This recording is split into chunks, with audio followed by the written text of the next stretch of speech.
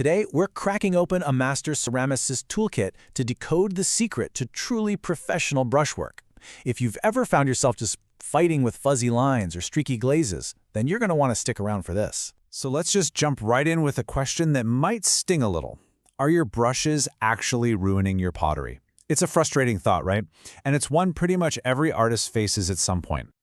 And hey, you're not alone in feeling this way. As ceramic artist Ed Shear says, that hunt for the perfect tool can feel like a never-ending search. But what if the answer wasn't about finding dozens of brushes, but just the right few? To figure that out, we're turning to a real expert. Ed Shears has spent more than 35 years with his hands in clay. And through all that time, all those thousands of experiments, he's figured out a super clear set of rules for what separates a good brush from a great one. And here's a hint. It's not about the brand name or the price tag. It's all about performance.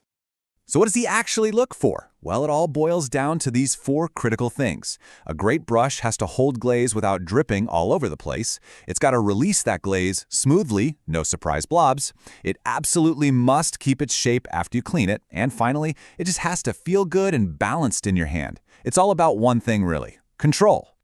So with those rules in mind, Ed has distilled decades of experience down to just 4 essential brushes.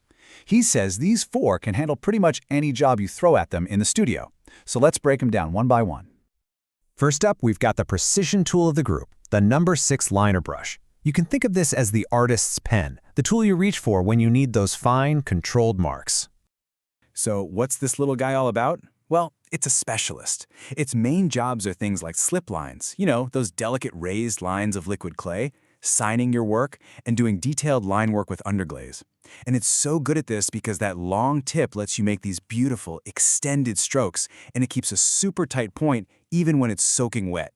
That gives you just incredible flow control. And Ed really nails its biggest strength right here. It holds a ton of pigment without flooding your piece. You know that dreaded moment when a big drop just falls off your brush? Yeah, this brush prevents that. It gives you exactly what you want right where you want it. Okay, next up, we're swinging to the complete opposite end of the spectrum. We're going from precision to coverage. Meet the soft fan mop brush. This is the absolute workhorse of the toolkit when it comes to glazing. This brush is designed for one thing: laying down smooth, streak-free coats of glaze over big areas. The fan shape is perfect for layering, but the real key is that word soft. The fibers are so gentle they just glide over the surface without digging in, or, and this is crucial, without lifting up the layers of glaze you've already applied. That makes it a must-have for things like crackle or ash glazes. I mean, you can just hear the love for this brush when Ed calls it his glazing beast, right? That really says it all. It's powerful, it's efficient, and it does its job without making a mess of your hard work. All right, number 3 in the lineup is the flat shader. I want you to think of this as the foundation tool, kind of like the primer brush of the ceramics world. Its whole job is to put down a controlled, even base coat. That broad, flat shape is just perfect for getting a consistent layer of glaze, especially tricky matte glazes, right onto bisqueware. That's the clay that's been fired once but isn't glazed yet. Ed says the 1-inch width is his go-to because it's so versatile. And I just love this analogy he uses. It's like painting drywall, but on a cup. It perfectly captures what this brush does. It's not about making flashy, artistic marks. It's about creating a flawless, smooth foundation that you can build on.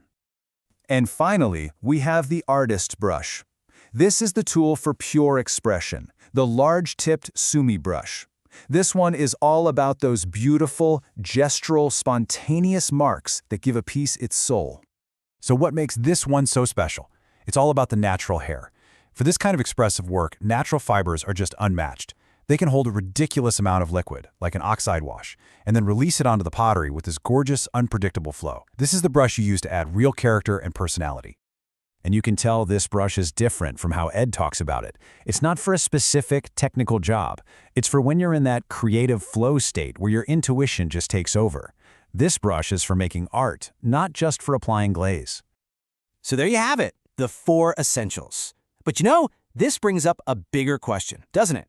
Does spending a little extra cash on a pro-grade brush actually make a difference? I mean, can't you just get by with a cheap set from the craft store? Well, when you put them head-to-head, the difference is it's night and day. What you're really paying for with a better brush is control. The tip keeps its shape wash after wash. The glaze comes off smoothly, not in streaks. And the tool actually feels balanced, like it's a part of your hand. It's an investment in consistency and, frankly, in your own sanity. And this brings us to what I think is the most empowering takeaway from all of this. It's Ed's final piece of advice. If your work is feeling sloppy or just meh, it might not be your technique. Before you start blaming your hands, take a really hard look at your tools.